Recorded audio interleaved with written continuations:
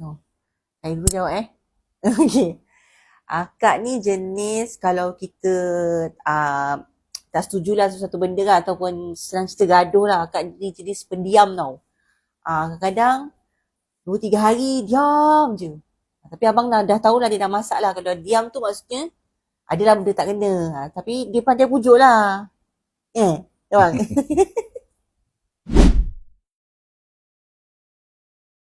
Bila berlakunya salah faham kan, gaduh-gaduh manja tu kan. Jadi kita semakin tahu masing-masing punya perangai. Lebih kata orang tu, lebih rapat. Boleh semakin rapat lah hubungan tu, dan boleh